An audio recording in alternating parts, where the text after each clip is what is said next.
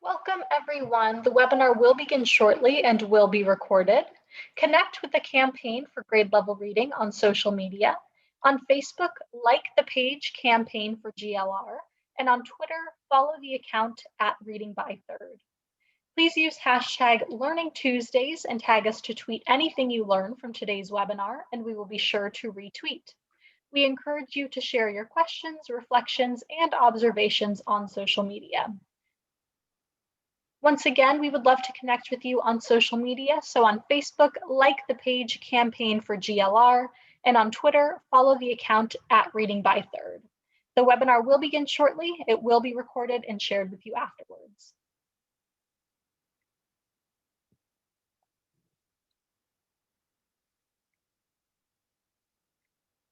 Okay, once again, welcome to today's webinar. My name is Sierra Sanchez, and I will be behind the scenes helping to produce this webinar. I have just a few housekeeping details before we get started.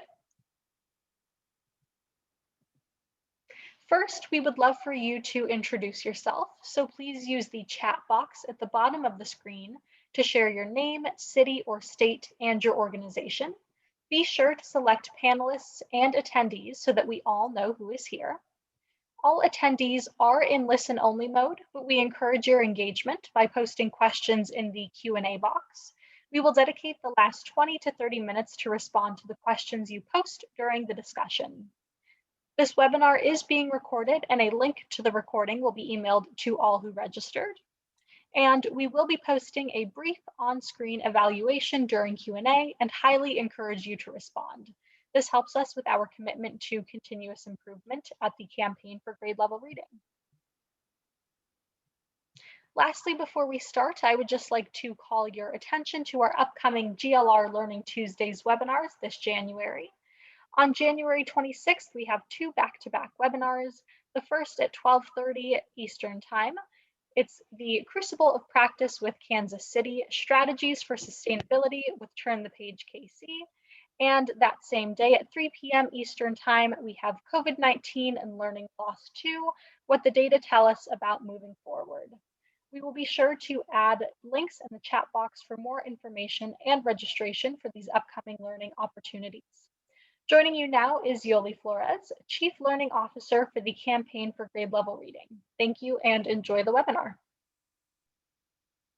Thank you, Sierra, and welcome and thank you all for joining us for today's GLR Learning Tuesdays webinar, COVID-19 and Learning Loss, Part 1, What the Data Tell Us and Why We Must Act with Urgency. Today, we return to where the campaign always begins, with the science. Many of you will remember our session last June called The Science of Learning Loss. At that time, we wanted to understand the potential impacts of COVID-19 on children's learning. And because it was all we had then, we turned to the data on summer learning loss, what many refer to as the summer slide, which tells us that many students, especially students from economically challenged families, typically lose ground over the summer because they don't have access to enriching learning opportunities. And what we learned from looking at that data is that this pandemic could be catastrophic for the most vulnerable children. Since then, we have continued to have the data guide us. And it is this data, as our managing director, Ralph Smith, recently wrote, that has compelled the Campaign for Grade Level Reading to acknowledge that, quote, left unresolved, the pandemic precipitated learning loss could endure as the most consequential legacy of COVID-19. Many children already on the wrong side of the achievement gap now are at risk of falling beyond the reach of schools and schooling, end quote. But beyond acknowledging, the campaign is acting, and it is mobilizing its network of over 300 communities to take action to slow, stop, and reverse learning loss. We hope that the data and the analysis that our partners will share with you today is equally compelling to you and provides you with some of the most important questions we must ask ourselves in order to meet this catastrophic moment head on with conviction and with urgency. So with that, let me introduce to you our stellar panel. I'll start with our moderator, my friend and colleague, John King, and then I'll introduce the rest of the panel, and then I'll turn it over to John. John B. King Jr., welcome, John, is the president and CEO of the Education Trust, a national nonprofit organization that seeks to identify and close educational opportunity and achievement gaps. King served as the US Secretary of Education in the Obama administration. And prior to that role, King carried out the duties of Deputy Secretary, overseeing policies and programs related to P-12 education, English learners, special education, innovation, and agency operations. King joined the department following his post as New York State Education Commissioner. King began his career as a high school social studies teacher and a middle school principal. And now I'll introduce and welcome our panelists. So welcome, Kristen Huff. Kristen currently serves as the Vice President of Assessment and Research at Curriculum Associates, where she leads a team of assessment designers, psychometricians, and researchers in the development of online assessments integrated with personalized learning and whole class instruction. Prior to this role, she served as the Senior Fellow for the New York State Education Department, as well as serving in leadership roles with several major assessment companies. Dr. Huff has deep expertise in K-12 large-scale assessment and has co-chaired the NCME Task Force on Classroom Assessment since 2016. Next, welcome Emma Dorn. Emma Dorn is the Global Education Practice Manager at McKinsey Company, where she supports McKinsey's education work across early childhood, schools, vocational training, and higher education. She has authored several education articles and reports, including a recent analysis of the learning and economic impact of the COVID-19 pandemic. Dorn has 3 children in US public schools. And with us also are 2 discussants. So let me welcome Mike Petrilli. Mike Petrilli is president of the Thomas B. Fordham Institute, one of the nation's leading education policy think tanks, which also does on-the-ground work in the state of Ohio.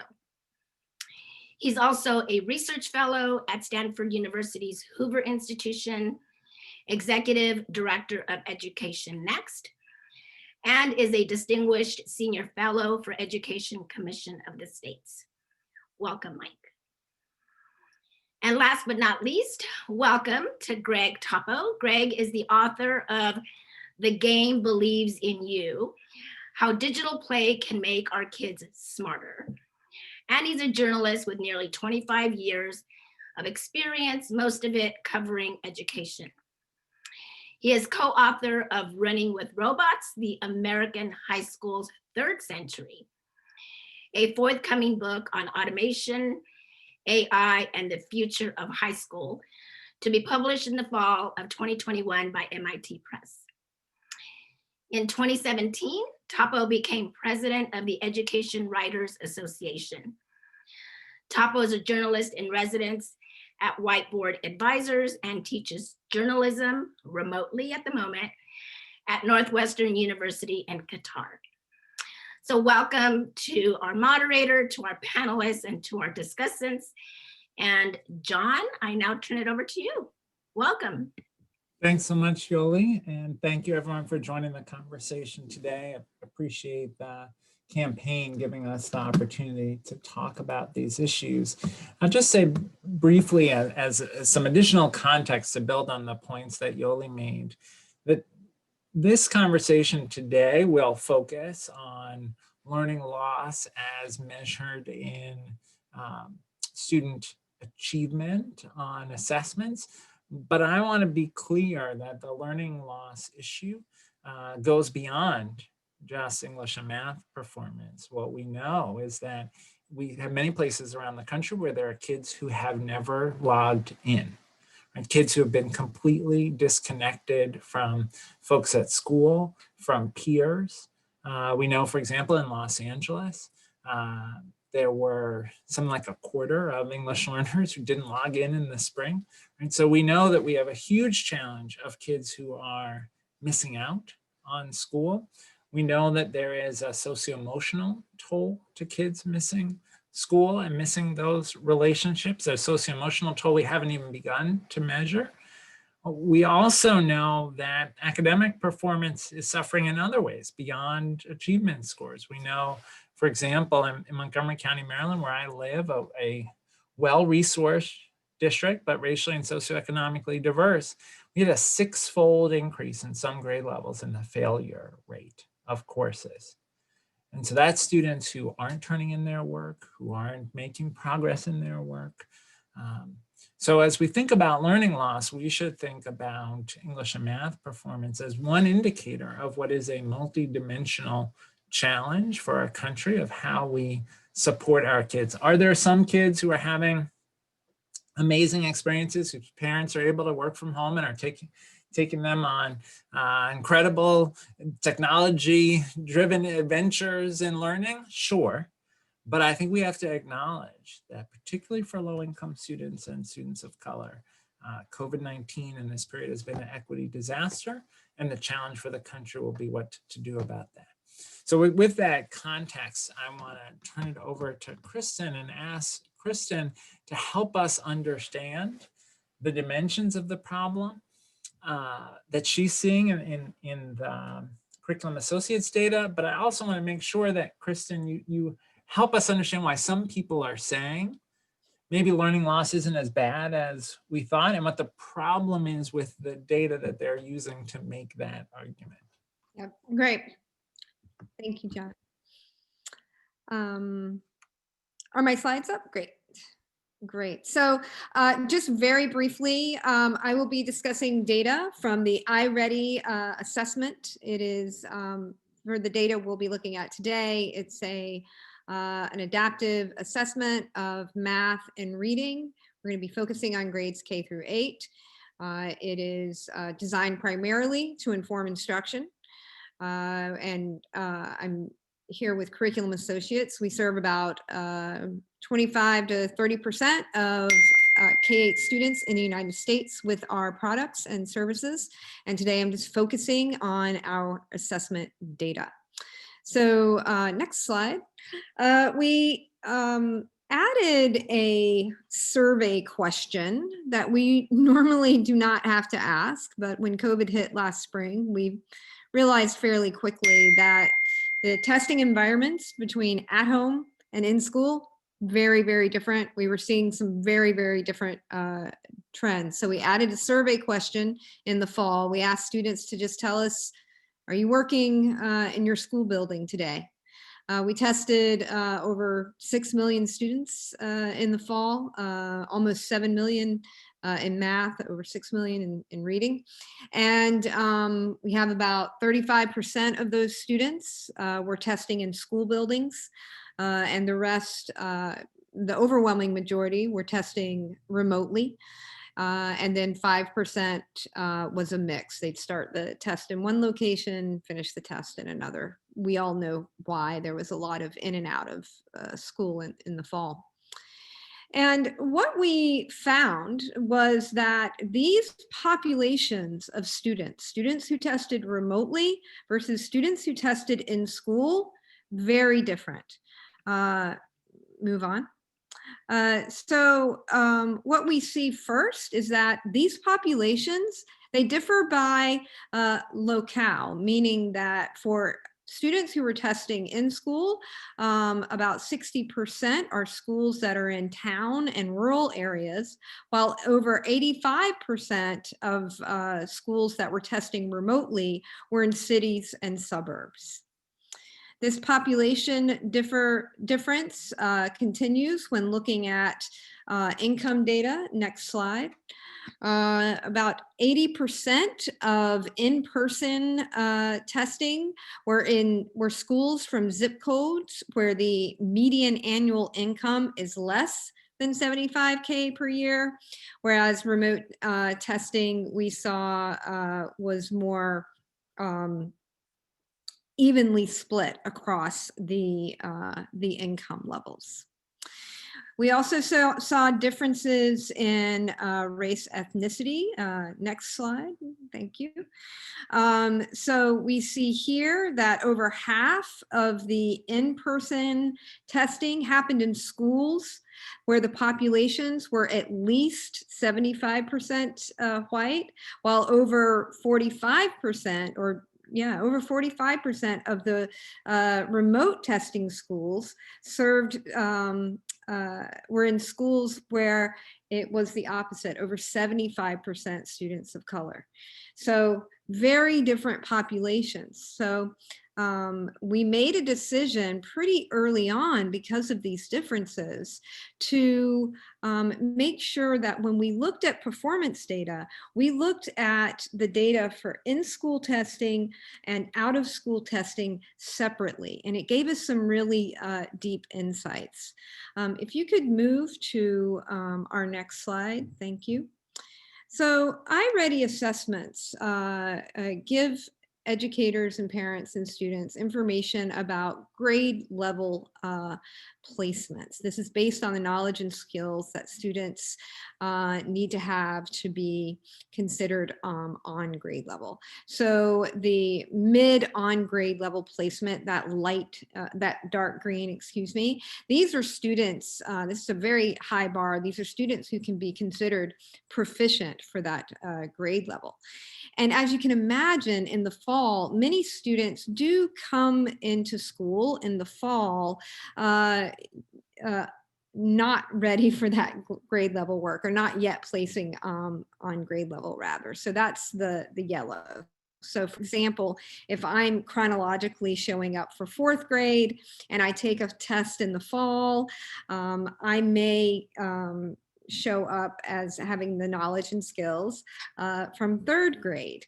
And those are students who, yes, of course, we're concerned about them, but it's the students who are in the red that we are really focused on in these data. These are students who, for example, show up in 4th grade, take a test, and they're performing at a 2nd grade level or lower. These are the students who are most likely in need of some sort of intervention or special help. So when we move on to the additional slides, I'll be talking about nope, not yet, I'm not ready yet. Almost ready, Sierra, thank you. I'll be talking about those students who are in the red, students who are 2 or more grade levels below. The big picture here, John, is that in the left bar graph, and this slice of data is from early October in the fall, but our trends continued throughout the fall along these same lines. But what you'll see is that on the left, for students who tested in school, and I've already described that population to you, you see that about 27% are showing up in their chronological grade level already on grade level. That's the green. We are not terribly surprised by this because it is somewhat consistent with their historical data, but as we know, fall 2020 was a year like no other. But this population of students who showed up in school buildings in fall historically are higher, perform higher than average. So it's not that surprising. However, when you look at students who tested out of school, this is where we see some surprising data that we'll dig into later in the presentation. When you look at these remote testers and what we know about this population, what we know about how they've performed historically, we're seeing closer to 40% showing up in the fall of 2020 already on grade level. That raises flags for us. So we made a decision that because the in-school testing data, that testing environment is consistent with what we expect from an in-school testing experience, to just focus on the in-school testing data, because we're not sure what's happening in the remote testing situations. However, we also know that the in-school testing data is likely a grave underestimate of the true learning loss. So keep that in mind as we go over the next set of slides. So Sierra, if you can. So thank you. So here we are looking at the increase in the percent of students showing up in the fall unprepared for grade level work. And this is reading data, and we're comparing it to the historical average. And what you see is that for elementary grades, especially those critical foundational skills, reading foundational skills, grades 1, 2, and 3, we definitely see an increase in the percent of students who showed up in the fall unprepared for grade level work. And as a reminder, we know that this is an underestimate of the true problem. If you move on, you can see the same trend in math. We do see that the increase in students unprepared for grade level work is higher than reading, and it is across more grades, but we definitely take issue with the narrative that has emerged out there that the kids are doing fine in reading based on our data, and knowing that our data is, our in-school data is an underestimate of the real problem. So if you move to the next slide, what we see here is the reading data. This is just grade 3, and we all know how critical reading is in grade 3, right? So this is a grade 3 example, and these are the data disaggregated by the percent of students in the school who are Black, Indigenous, or persons of color. And so what you see is as that percentage increases, so does the percentage students who are unprepared, who showed up in the fall unprepared for grade level work. So for example, you know, in schools where the population is greater than 50% BIPOC, they're already dealing with devastation historically. Historically, about a third of those students are showing up in 3rd grade unprepared for grade level work. Now that has increased to over 40%. This is a sense of urgency for sure, especially, and I'll just keep reiterating this, we believe that this is an underestimate of the what's happening in the full population. Yes, let's just move on to math. We will see for math, this is the same breakdown. It's much the same story here when you disaggregate it by the percent of BIPOC students served by the school.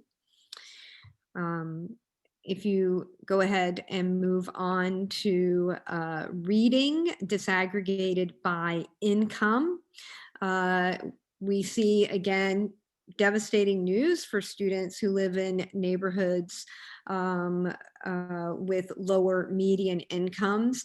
Not only historically do they have a challenge to begin with, but that has now increased in greater proportion for neighborhoods and zip codes with lower levels of income. And then if you move on to the next slide, you see again the same very disturbing story in math. Now, before I close and field any questions or pass it along to Emma, I just want to share one more slide, because I kept saying over and over that we believe these data, as devastating as they are an underestimate of the true issue, because we focused on in-school data instead of the remote testing data, even though the remote testing data represented approximately 60 to 65% of our students. Why did we do that? Because we don't know what's happening in those testing environments. If you go to the next slide, please. These are the same data for reading, okay, across grades 1 through 8. The dark bar is the historical average. The lighter bar is the fall 2020. We see the opposite trend remotely. In every grade, the percent of students showing up 2 or more grade levels below has decreased across the board. And that just doesn't, we don't know how to explain that, I guess is what I'd like to say. We can speculate based on what we're hearing from our partners in school buildings and in districts. We speculate that in the early grades, the kindergartners, first graders, second graders, they may be getting help from older siblings or adults in the home who are inadvertently helping their child not realizing that the student is actually taking a test. And I personally believe that parents would not necessarily knowingly help their student on a diagnostic assessment, just like they wouldn't help their child on an eye test, but they probably are not aware that the assessment is intended to be taken independently, like an eye test, right? With the older kids, we can only speculate. We can speculate that they're Googling answers. We can speculate that they're working in pods and helping each other. We can speculate because we have heard anecdotes that, of course, my 6th grader is performing better than historically on this assessment because they're not sitting in a computer lab with 30 other 12-year-olds. They're very focused at home. So my point is, we just don't know what's happening remotely, and we have more confidence in the in-school data, even though we know it is an underestimate of the true problem. When you confound remote and in-school testing data, you get an underestimate of the true problem, because this is what the remote data look like. Okay. Kristen, can I, before we turn over to Emma, let me ask you a couple of questions based on things in the chat. Okay. What if somebody said, well, I just saw a headline that said, learning loss not as great as feared. Is that headline wrong? And what might have led to that headline? Yeah, good question. Well, in the spring, we as an educator community, we were all just hungry for, what's going to happen, right? And some organizations chose to use predictions of COVID learning loss, and we all know that predictions have error in them. And I think that whenever you create a predictive model, you are making assumptions. And I can't speak to the assumptions that were made, but I know that the predictions that came out in the spring were devastating. I don't think it's good news to compare what is happening today to a worst case scenario that was based on a lot of assumptions that didn't hold. Got it. And then a sort of related question, what's your sense, again, of the pattern by race of who's kind of counted in the data, who's not, who's learning remotely, who's not? Mhm. Well, what we're seeing in our data is that the students who are showing up in school to take their test in the fall were more likely to be white. Students who tested remotely were more likely to not be white. In terms of missing data, we are still doing those analyses. It's challenging to do analyses on missing missing students, right? But we at this point we are still undergoing those analyses, but we're not seeing as much missing data as some other reports that have come out from other assessment programs, where we're seeing only about 5% or so missing data. So we'll have to get back to you on what interpretations we can make about who those students are. Great. Thank you, Kristen. All right, so I want to turn next to Emma at McKinsey. I want to add 2 framing points before we turn to Emma. One is that all of this is in the context of a digital divide that existed before COVID, where a Pew study showed 79% of white families have reliable internet access, 66% of Black families, and 61% of Latino families. So undoubtedly, folks have been working very hard in school districts to close that digital divide, but there's no question that there are disparities in who has access to technology. There also are real differences by race and who's in school. And just to build on Kristen's observation, I think the latest kind of polling data would suggest that 70% or so of Black students are learning remotely or hybrid, 60% of Latino students, and somewhere between 40 and 50% of white students. So we have much more reliance on remote and hybrid instruction for Black and Latino students, making the assessment of where students are just that much more challenging. So in this context, Emma, how do you think about the data that Kristen shared? How are you thinking about where we are in terms of the impact of COVID on student learning?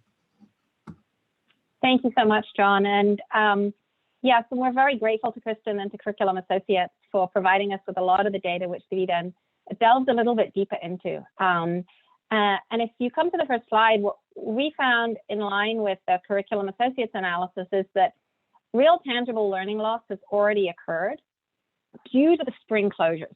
And so one important caveat as we're thinking about this data is the data we're showing now really reflects what happened in the spring. And obviously now we've had August, September, October, November, December, where kids have continued to be out of school, in school, disrupted in some way or another. So just bear that in mind as I share this data, that this really reflects what happened in the spring, where pretty much everybody was remote at that point, right? These are the assessments taken in October. So some of the students may have been back in school for a month at this point, but it was mostly reflective. The losses that we see are reflective of what happened in the spring shutdowns, where folks really were unprepared, understandably, for a global pandemic, which they had never seen before. And so what you see on this slide is a measure of the amount of students, the amount that students learned in that 2019 to 2020 school year, of which the March onwards portion was either remote or nothing at all in some districts. And this is as a percentage of your historical scores. So we looked back and we looked at matched students that were similar students, and we said, how much would you expect someone to have learned over the 2019 to 2020 school year? And how much did they actually learn based upon those in-school assessments that Kristen talked about? And so what we found is that on average, students learned about 87% of the reading and about 67% of the math content that they would have usually learned in the previous year. And those numbers are kind of hard to get your head around. So we tried to transform those numbers into how many months of learning does that really represent? And what we found is that's about 3 months of math and about a month and a half of reading that students lost. And I know there's a little bit of a debate of Did they lose the learning or never gain it? Well, we're not quite sure. We just know where they ended up, right? They're 3 months behind where we would expect them to be in math. And this is in October. What we also see here is that there's some real disparities. And John, to your point, there are real underlying opportunity gaps in our school system that predate the pandemic, but that the pandemic has really exacerbated. And we looked at the schools that had greater than 50% students of color versus schools that had greater than 50% white students. And you can see the little colored dots there represent that. So in math, and as example, you see there's a 10-point difference there. And actually, schools that had greater than 50% students of color only learned 59% of the math that you would have expected them to learn throughout that whole 2019 to 20 school year, of which the first several months were normal in person, typical, right? We also see some patterns across grades. We see that disparity is pretty much reflected in every grade, and that as the students aged, some of those losses were greater, but they were at every level. And even, I think there's two messages here. One is it widened disparities, but the second is everyone was affected. And there may be some individual students who did better, but on general, even the schools with greater than 50% white students, even the high income schools, they still learned less in that 2019 to 20 school year than they had in the previous 3 years. So why do we see some of these gaps? If we go to the next page, we can take a look at some of the reasons. The first, and John, there's a number of different measures of who's in person, who's not. It's really hard to get a grasp. There's no perfect tabulation of every school district across the US. We looked at several different sources and came up with our own assumptions, extrapolating based on type of school district, urban, rural, etc. We estimated about 50% of white students were remote, compared to nearly 70% of Black and Hispanic students, so very similar to what you were saying. And we know just historically that if you look at historical studies of remote K-12 schooling, it's tough, right? It's hard. And students who historically were in virtual schools underperformed those who were not. And there are always great virtual schools and kids who it works perfectly for, but in general, kids don't progress as much when they're remote. The next slide is even more concerning, because not only are Hispanic and Black students more likely to be remote, when they are remote, they're less likely to have access to the very devices and internet that they need to learn remotely. The good news is that gaps have narrowed since the spring, and this is the result of a lot of work by districts and states to distribute devices, to negotiate access to the internet for students. And I want to very much validate all that was done there. There's some real stories of success. But the reality is despite that success, the gaps still remain. So by October, and this is by census data, 93% of white students had access to internet and devices, versus about 90% of Hispanic students and 87 to 89% of Black students. So finally, the last piece of this puzzle is access to teachers.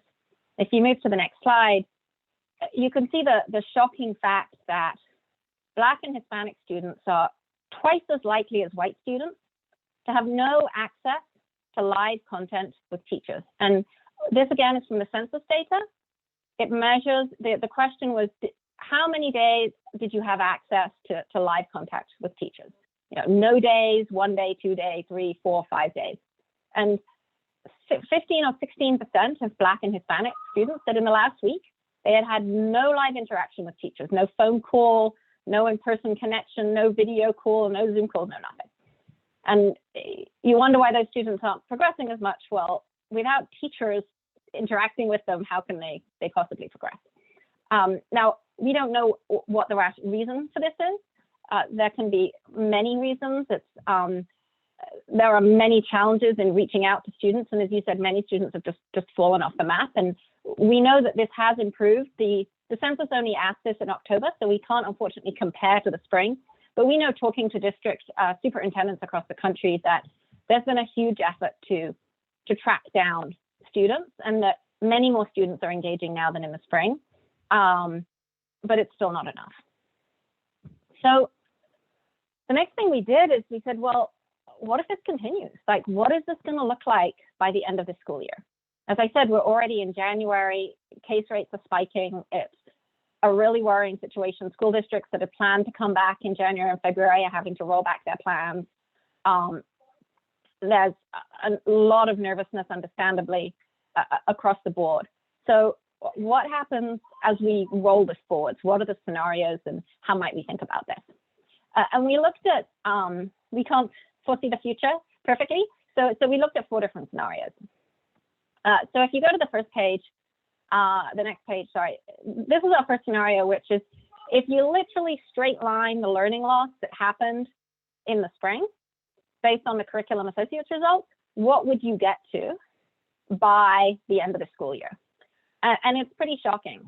You would get to 10 months of learning loss in mathematics. And we're focusing here on math where the learning loss is greatest. Obviously, reading also, there's significant loss, and we're not even measuring the loss in science and in history and social studies or in any of those other topics, right? So we're looking, if we did nothing, that it's looking like a 10-month loss. Now, and with really significant losses for students of color. Now, we hope we've dodged this bullet. Over the summer, we were working with several states and districts who were putting a huge amount of energy into reconnecting kids to the internet, into designing remote learning programs. If you look at the remote learning that we've got now, it's a whole lot better than the remote learning that we had in April. And so we think that it's going to be better than this. And so based on our assumptions and looking at historical virtual school performance and a bunch of different academic studies, we took a crack at what it might look like if the status quo continues. So where we were in kind of October, November, December timeframe in terms of the number of kids remote versus in person, in terms of effectiveness of remote learning. And that's the next page. So if the status quo continues, if we can just turn the page. Thank you. We're looking more like a 9 months on average and 7 to 8 months for white students, 11 to 12 months for students of color. Now, we hope we can do better than this, right? We hope we can do better than the status quo. And there are really 2 ways to do that. The first is to get kids back in the classroom, and the second is to improve the quality of remote learning. And so at the next slide, we took a look at what would happen if status quo continued until January, and then kids got back. Actually, I think the next slide is remote learning, improving. So investment to improve remote and hybrid learning could reduce that learning loss down to 6 months if students got the equivalent of some of the best virtual historical schools versus the average. And then the final piece is saying, well, what if we could get kids back into the classroom? If we got kids back into the classroom in January, and that's the next slide, we would be looking more like 5 months of loss. Now, if we just take a step back, 5 months is a whole lot better than 10 months, but it's pretty devastating. This isn't a 10-month school year. This means that best case scenario, we're looking at kids at the end of the school year being half a year behind where we would normally expect them to be if there hadn't been this pandemic.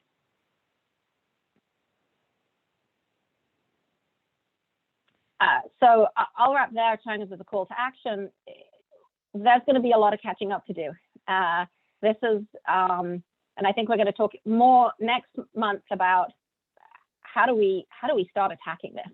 But I think the data is fairly clear that the pandemic really has had an impact on student learning, and it may not be worse than we thought, but it's definitely not good.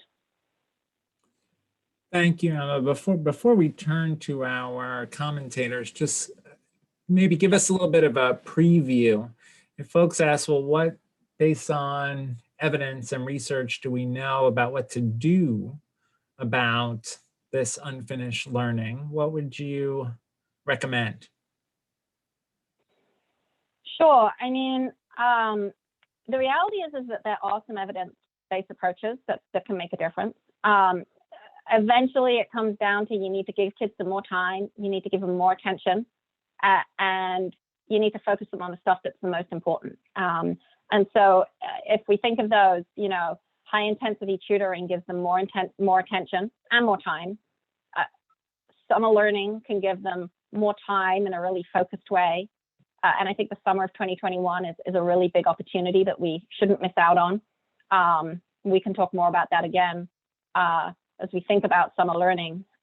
And then in terms of focusing the attention on what's important is continuing to expose kids to grade level learning, not forcing them into remediation classes or only providing them with kind of pull-out services, but actually still integrating students, exposing them, making sure that you then scaffold them on the pieces they need to get them back to where they want to be and need to be.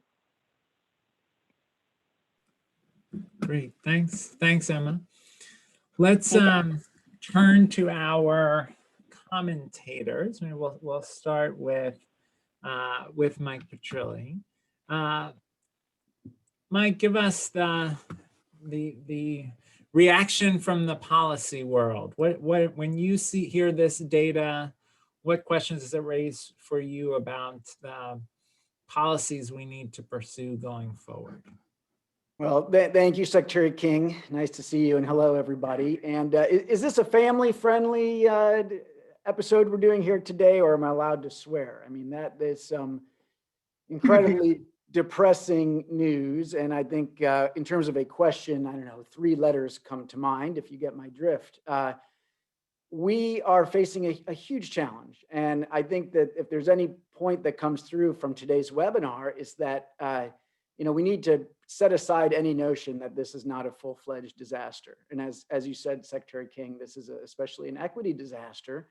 The kids who need the most are getting the least during this pandemic for a whole host of reasons, complicated reasons, having to do with what's happening in their communities with this terrible disease, as well as, I think as many people have argued, you know, the degree to which some communities do or do not trust their schools to do everything they can to keep them safe at this time. So we need to be thinking about doing everything we can to help kids catch up. You know, by all means, we should try to get more kids back in school as soon as possible this school year. But I think many people listening are probably starting to think about what we need to be doing next fall when, let's hope and pray, most American kids are finally back in school full-time 5 days a week, assuming we get, you know, a huge chunk of the population vaccinated between now and then, and that we can reach that herd immunity and this pandemic starts to be in the rearview mirror. I think all the advice that these great scholars have been offering is right on target. I would say, look, we should be thinking about high dosage tutoring. Of course, we need to think about extended learning time. We also got to think about mental health supports for kids.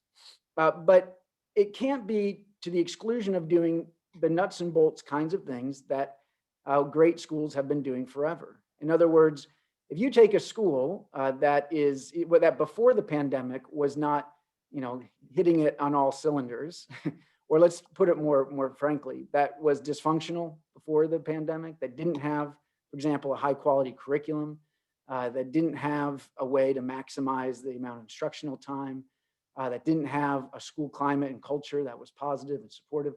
If you don't have those pieces in place, I'm not sure how much high dosage tutoring is going to really help, or trying to find some additional mental health supports. We've got to get those basics in place. So I think that the job number one is to take this opportunity for all of us working together to identify evidence-based practices that our schools need to put in place, and they need to be putting them in place now in preparation for the fall.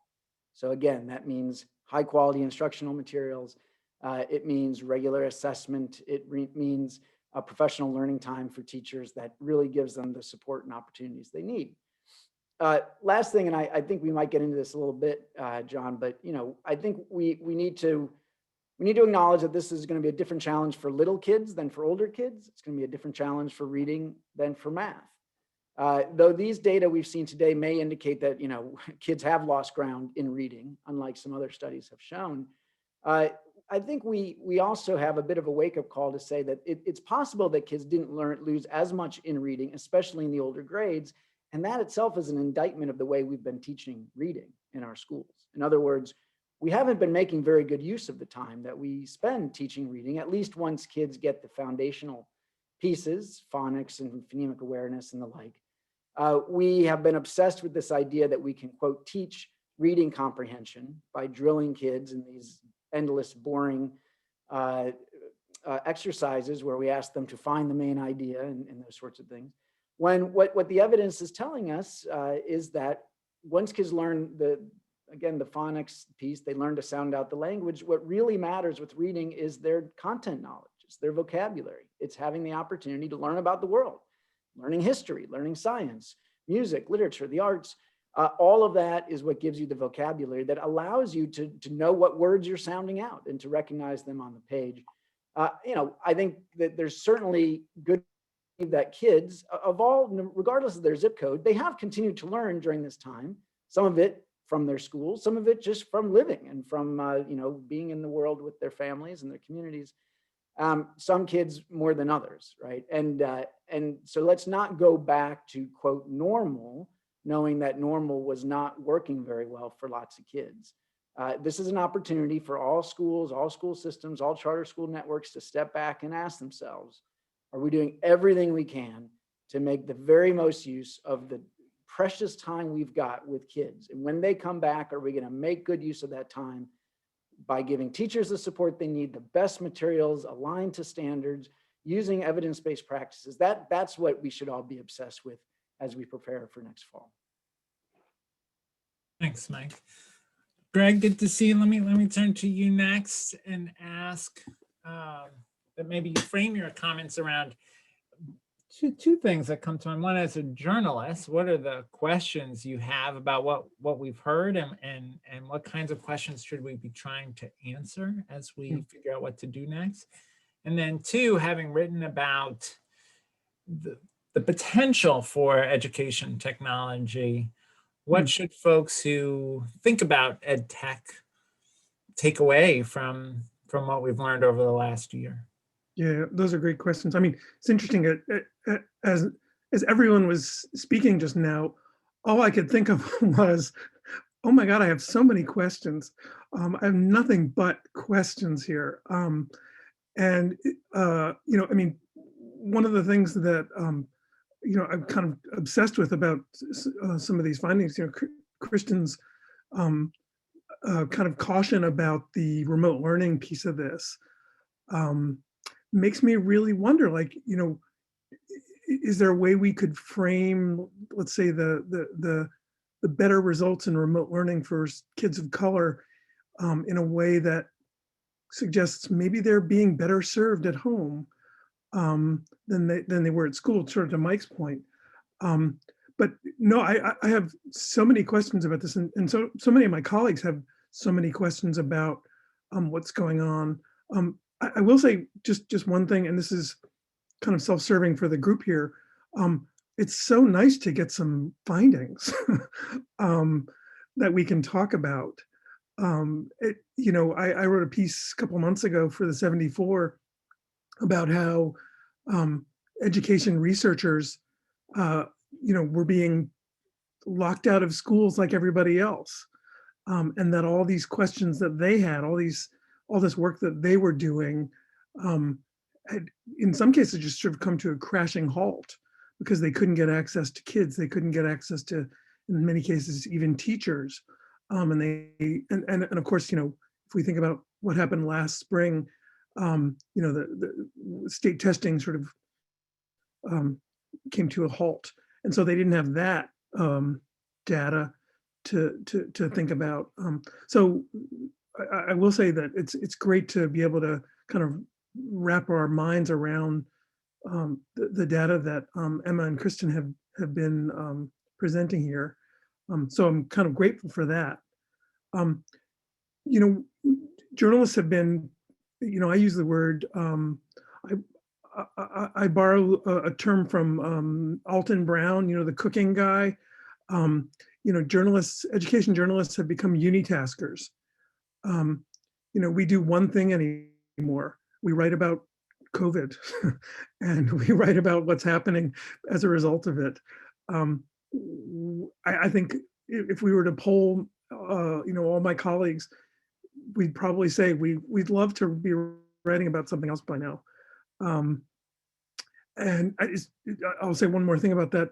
I chair a journalism fellowship, a CTE journalism fellowship.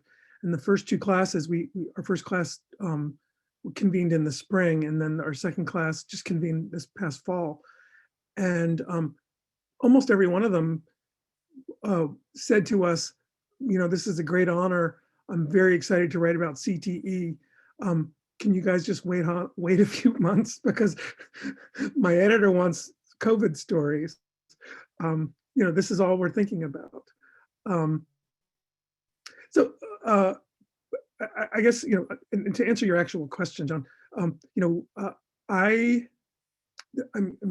really do. My biggest question is sort of like, what does all this mean for the future of school as an institution? I really, really worry about that. When I was working on my book, I did a little bit of reading from the research of Tony Breik from Carnegie, who's really, I think he's got some of the most underrated research on the topic of trust in schools. He wrote he just did some incredible research, which basically found that if families don't trust schools, nothing happens. And, one of his sort of case studies was sort of school choice in Chicago. What you find is that, schools improve because you give families more choices, but also one of the byproducts is that families tend to not trust the system as much because they're sort of disrupting everything. And I really worry about the long-term effect that this is going to have on families' trust relationships with schools.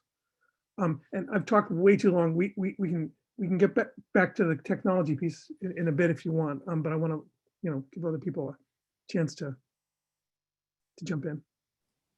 I do have thoughts on technology. I bet. Let me ask all four of you just to comment, if you will, if anyone wants to, on students with disabilities. A number of folks in the Q&A asked, what do we know about what's happened for students with disabilities? Do we have reason to worry that the outcomes and unfinished learning there is even more significant? Anyone want to jump in on that? I'll start. It will be an unsatisfying answer. Information about students with IEPs, information about students with accommodations or other designations of interest in this area. That's one of the places where we have the most missing data. And so we are looking at that. We don't have any results to share as of today. Emma, anything from you on that? Yeah, so I would say similar to Kristen, there's no hard data on this, but anecdotally what we've been hearing as we've been working with states and with districts and also talking to parents is that this is devastatingly hard for many of those families and for many of those students. And there are examples of students regressing significantly, not just not learning more, but actually regressing. And so on the one hand, I think the challenge is greater. I do think that we're also hearing that many school districts are trying to prioritize those kids to come back in person. And so we've seen several districts prioritize students with IEPs to come back in the classroom where it is safe, having fewer students on campus and being able to then space them out more and really have the right health safeguards in place has enabled districts and also several countries to bring back those students even when everyone else is still remote. Mike, let me come back to you and Greg to sort of look ahead to the future of schooling. The provocative question that Greg raised. Mike, you've written about maybe we need to rethink the role of grades and grade levels and how students are kind of grouped in schools. Can you talk about what you expect for the future of schools coming out of this COVID moment? Sure. So again, I think we have to talk a little bit differently about little kids versus big kids, right? We already have a system in middle school and high school where without a huge logistical overhaul, we have a way for kids to repeat courses if they need to, if they didn't get the content that they needed. You can imagine this happening. My 13-year-old is trying to take algebra right now. He's getting it remotely 2 hours a week. Makes his mom and me pretty nervous about whether that's enough. Montgomery County Public Schools, John, where both of us send our kids in Maryland, has made it clear that if you want your child to retake it next year, retake a course like algebra to make sure they've nailed it, that's totally doable. And that's kind of an easy one and should certainly be something that we're willing to do for kids who need it. It's trickier when we're talking about elementary school kids because, we have this culture and language in education where we just assume in our society that 7-year-olds are in second grade and so forth.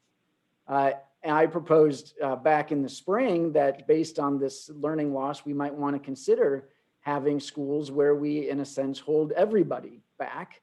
That idea was universally hated far and wide. And, Sonia Santalis, the great superintendent of Baltimore, took to her local newspaper to bash it.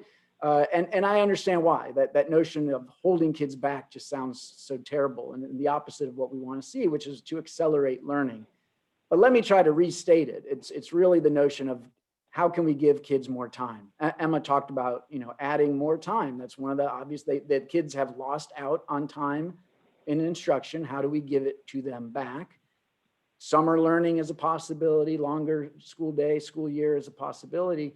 But so is adding a whole nother year to elementary school if we need to, and I think especially about 4-year-olds today who are not in preschool when they usually would be and are not going to be as ready for kindergarten as they otherwise would. Kindergartners who are doing, quote, remote kindergarten. Imagine, so many of the important skills of kindergarten happen in person, right? How to do school.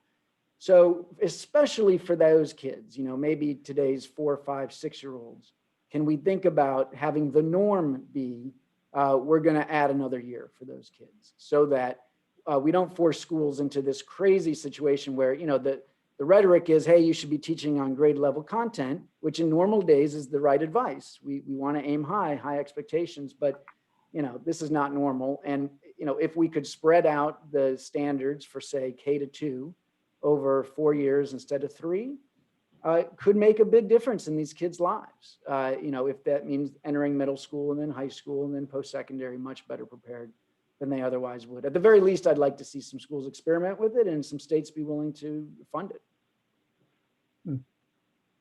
Thanks, Mike.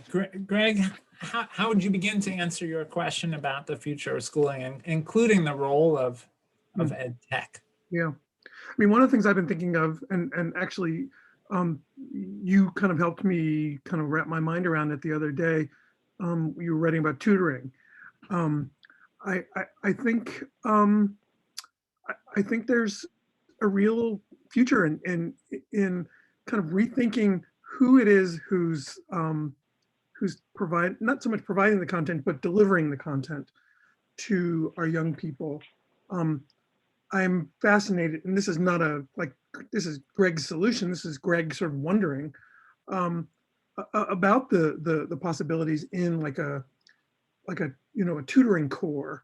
I talked just the other day to Sal Khan, of course, of Khan Academy, who's, this is one of the things he's got kind of on his mind. And he's got, pretty important people thinking seriously about using, technology like we are all sitting here using right now to give kids access to this sort of massive group of volunteers, whether they're retirees or, current teachers or just, moms and dads, or even, and this is the thing that's kind of mind-blowing to me, even like peers who can provide some of that that mentoring and tutoring one-on-one. And so while we have you here, John, I'd love to hear your thoughts on some of these things. I mean, Sal's conception, I think it's a really fascinating one, is, okay, so let's say Mike's son, he learns algebra, right? He gets that under his belt. He masters it this spring. He turns around in the summer or in the fall and teaches someone else. And the idea is that you're sort of constantly paying it forward. There was a great, and this is related, I promise, there was a great piece in, I think it was the Washington Post the other day, about how Wikipedia has become this sort of island of reliability in a sea of misinformation. And if you remember, 20 years ago, I remember Wikipedia was just a disaster. Nobody trusts it. And they put in systems in place to make it just this really solid, reliable, very, very like top-notch, and obviously enormous information source. So I wonder if there's a way we can do that, where we can get people to trust this group of, kind of tutors who could really kind of bring everybody to the next level. Yeah, well, as you know, I am a huge fan of the idea of a national tutoring corps, and just think national service could help us address both the learning loss, but also the socio-emotional isolation kids have experienced. There's a set of mentoring relationships that you could see coming out of those tutor relationships that would be quite powerful. Yeah. I also think national service is a way we maybe knit people together across lines of race, class, geography, difference. Politics, perhaps. And politics, exactly, something we desperately need in this moment as a country. Let me ask one more question, then I'll turn it back to Yoli. Is that right, Yoli? If you've got the questions in front of you, otherwise I'll tee some up for you, so we could go back and forth if you want. Okay, all right. Yeah, let's do that a little bit. I'm just curious, Kristen, just how you would think about younger learners. We had folks asking about pre-K. Mike mentioned how challenging it is to have quote unquote remote kindergarten. Mhm. How are you thinking about the youngest learners and how we even figure out where we are? Right. And you may have, some folks here may have noticed that my deck focused on grades 1 through 8, and the reason we did that is because we do some fancy linking to the past, to have historical data, so that as kind of an anchor of comparison, right? And so the earliest grade that we go to is kindergarten. We have looked at some of those data. The trends are largely the same. And for the remote, we do see large inflation. When we think about the early grades, and in particular in reading, given that we're here for the campaign, we're very concerned by what we're seeing. Given that the remote data, we're just not sure what's going on. So we look at the in-school data, we know it's an underestimate, and we're still seeing drops in the percent of students ready for grade level work. And we know, and especially in the past couple of years, because of, it has now become, the science of reading and the importance of foundational reading skills is now something that is, part of our, we read articles in the New York Times about it, right? And so what is going to happen with these younger students, especially if there is, if we miss 2 years of state testing data, it could be, some of these kids, they'll be in 5th grade where that transition of learning to read to reading to learn has already happened before we even have a summative perspective on where they are. So we think there's a great sense of urgency around foundational skills in reading. From our perspective, a lot of the ideas that have been shared should all be debated and decided by districts on what's best for them and their communities in terms of longer school days, year-round schooling, things like that. What we're focused on providing to our districts is this idea that trying to remediate everything is not a good idea. It's not a great use of time. Let's find those prerequisite knowledge and skills with surgical precision and say, focus on these to scaffold towards this grade level content. And then providing, because we do the assessments, sure, we looked at those data today, but we are primarily a curriculum and instruction company. So sharing not only, hey, these are the, very few number of precise skills that should be focused on to prepare students or give them access to the grade level content for this unit, but also providing those tools and scaffolds as well. As far as the other ideas that have been shared, that's really big level policy decisions, and we're just focused on how to help support the teachers in very focused instructional units. But can I jump in here, John? I think it's important that we all hear what Kristen just said about assessments, though, especially somebody who works for a provider of assessments that districts purchase. She said, without state assessment data, we are not going to have critical information about whether these kids are making the transition to, learning to read and reading to learn. I just think we need to hear that. Even though we're getting this really helpful information from iReady, and we've gotten other information from the map, it does not make up for the data we get from the state assessments, because we don't have all of the kids included in the assessments, right? And we are not able to perfectly benchmark that against the state standard. So there is a huge policy decision coming. It is likely going to fall to the Secretary of Education designate, Miguel Cardona, assuming he gets confirmed. And, I just hope that maybe as a community, we can all plead with him to not waive the assessment requirements again at the state level, that we desperately need those state assessments to be given this year so that we have that critical information. John, I pulled out a question that came up a couple of times, and that's about English learners. And there's a question about whether we have data specifically for English learners and where folks might be able to access that information.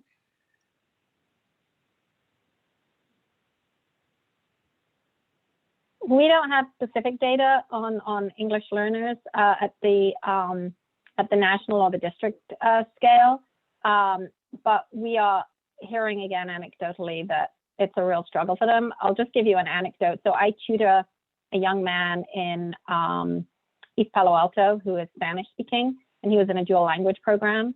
And last year was third grade. And third grade is the year where you stop learning to read in Spanish and you have to start learning to read in English, and much of that was remote.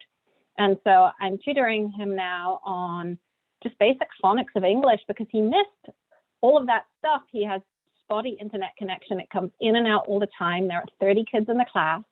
And it's a real struggle to get even the basics of phonics across in that kind of environment where you have like a minute on and a minute off, and you can't see people full expressions, and the video goes down. And so anecdotally, at least, I would say that's definitely a real challenge. In another area, we need to direct resources. And one of the reasons I think this data is so important and getting more data is important is it can really inform the strategic decisions of where to direct the resources and who needs it most, and where do we double down in making sure the kids who need help get it. Yeah, and on that question, to Mike's point and Kristen earlier, this is why the state data is so important, is because we finally have states disaggregating the data, and it's one way for us to shine the light on how certain and different groups of kids are doing year by year. We're going to desperately need that information for English learners, for students with disabilities, for low-income students, for students of color. And we're going to need that data as we make the case for the investment of resources. Someone in the chat asked, is this, what's the time frame here? And I think the evidence is that too often in this country, when kids get behind, they never catch up. And so we ought to be thinking of this as a multi-year effort with intensive tutoring, with extended learning time, with rethinking the organization of instructional time, whether that's across grade levels or students retaking parts of courses. We ought to be creatively thinking about a multi-year effort to help all students get access to the foundation. And this is why this webinar was so important and so timely, is because data can drive our actions. And we know urgency is needed, but we need information so that we know, school boards are establishing their budgets. States are making decisions with the resources that are coming in from stimulus dollars, et cetera. So this kind of data we hoped would help decision makers, policymakers understand that there is urgency and that we need to invest. Learning loss is not destiny. We've always said poverty is not destiny, but it requires our action. It requires that we focus and move swiftly to respond to this urgent call.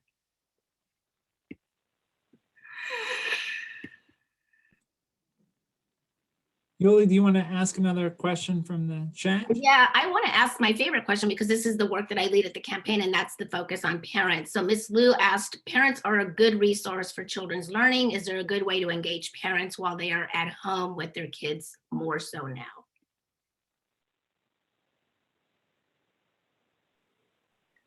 Parents are critical. They're always a critical factor in education, right? And of course now more than ever. And, we've, our primary source of contact has always been at the building or district level, classroom level. And it is true that starting in the spring, we are, our tech lines were being a lot more unprecedented number of parents compared to historically calling, and not just parents, adults in the home, aunties, it's families are very diverse these days, right? So not just parents, families, community members. And we have had to create resources for families on an unprecedented level since remote learning. And I think that not to be Pollyanna, but if there is a silver lining to name, this connection with parents, this very direct connection with parents around schooling, I think is going to stay. And I can only see good come from that because of the partnership with parents and educators and districts and providers, I think can only be for the good of the student. We agree. Also, I will enter into the chat some links for many webinars we've had around supporting parents, the role of parents, how we equip and provide tools and information to parents, especially in this moment in time, as well as our webinars around that very important parent-teacher relationship and that parent-teacher connection. So I'll enter some of that in the chat. One of my Oh, go ahead, Greg. Yeah, so I was just thinking as you folks were talking, I'm recalling a piece from Ed Week from a couple of weeks ago that just blew me away. It was, and I'm trying to remember the numbers. The two numbers that stand out for me was that the survey they'd done of families who were homeschooling their children had gone, like, maybe you may remember this, I think it had gone from like 3% to like 9 or 10%. of families who said they were, homeschooling outright. And the numbers were even higher for families of color. That strikes me as a real, maybe it's just a temporary condition. It strikes me as a really interesting sort of inflection point here. And I wonder, I'm dying to see more research in that. I mean, maybe one of the silver linings is that families do, realize that they have more agency than they thought. I don't know. I mean, I don't want to be naive about it, obviously, but I also do want to, hold open the possibility that, there is more than one way to skin the cat.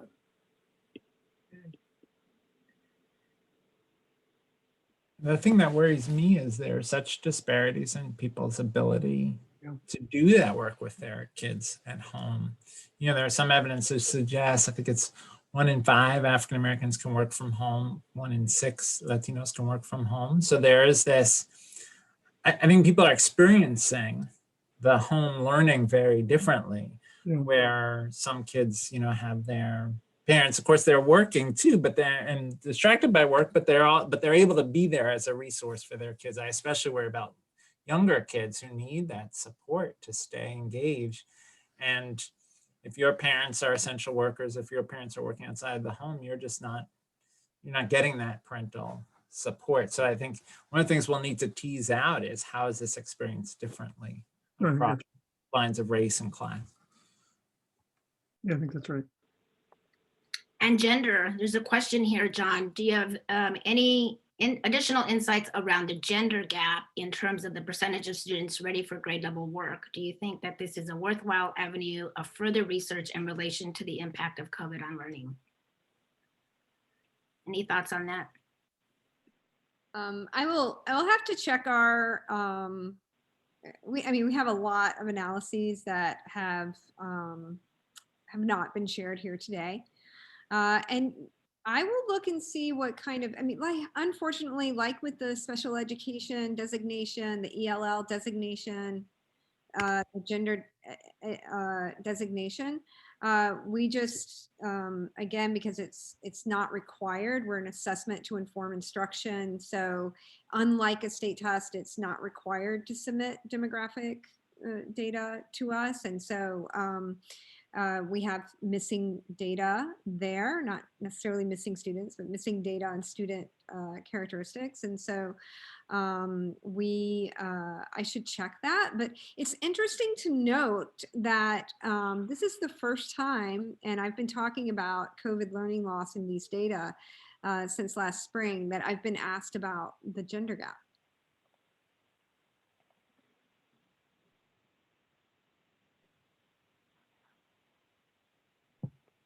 John, very quickly, so folks know there's a poll that just popped up on the screen. As we continue with questions, we just encourage folks to fill out the poll and give us some feedback on our webinars. This is our effort to consistently offer quality learning opportunities for all of you. So, but we can keep going.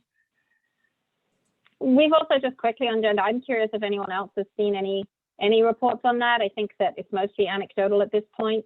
Anecdotally, we've heard from teachers and from some superintendents that it's boys are struggling more than girls with especially distraction and persistence. And I think it'll be really interesting to get that data when we can. And I also think that it underlines something that I think we all know is the importance of mindsets in education, right? And how student mindsets are so critical.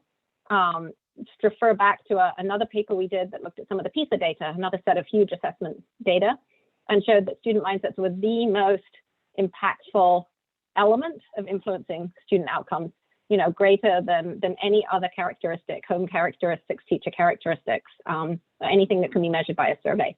And so, again, as we go back thinking about how do we help kids where they are, not just focusing on filling in the algebra gaps, but focusing on how do we support kids to have the student mindset, to have the persistence to succeed. I think will be quite transformative. Well, mindful that we only have a little bit of time left, let me ask each of our panelists to share two things. One, something you heard today in this conversation that you're going to be thinking about as you engage in this work going forward. And one thing that didn't come up today that you hope folks in the audience will think about and ponder as they try to support kids and families. So Kristen, I'll start with you. What I've written down, and just to underscore back to my research team, is that we've got to get the breakdowns that people are asking about. We have missing data, but we've got to figure out a way around that for ELLs, SPEDs, and now I'll add gender designation to the list. So that's one, and also kindergarten, even though we don't have the same type of analyses because we don't have historical, the same kind of historical data there. And then what I hope today's discussion sparked, and what I hope start to hear more of in the public discourse, especially among influencers, is that there is a big problem in reading, and let's not fool ourselves, and let's figure out what we can do there, just as is happening over in math. But both are important. And remember, these are the same students, right? The same students who have learning loss in math have the learning loss in reading, so that the problem is confounded. And then you start to think about the subjects we're not measuring. And then you think about the SEL issues of the student, and it gets bigger. Let's not get overwhelmed. Let's just get to work. Emma? So I think something that came out to me is that a lot of this impact is multidimensional, and that it's hitting kids from a number of different angles: the health crisis, the economic crisis, now an educational crisis in math, in reading, in history, in science, and social SEL that we don't even know about. So there's this multidimensional problem. I think the thing I'd like people to think about going forward is, as we think about how to address that, how can we also learn from what other countries are doing? So my role at McKinsey is not just US, I also work globally, and trying to work out what is it that Europe's done well, what is it that Australia's done well, that Singapore's done well. Now, some of the circumstances are different, but can we learn from them? The UK, for example, has put together a national tutoring program. How do we think about learning from what different countries are doing as we try and shape our response? Thanks, Emma. Greg?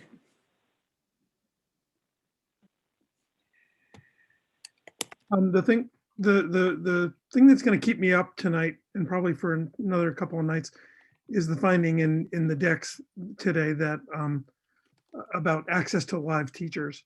That's just mind blowing. I mean, it's a gap who would have thought we would ever have to talk about? Do you have access to a real teacher? Did you have access this week?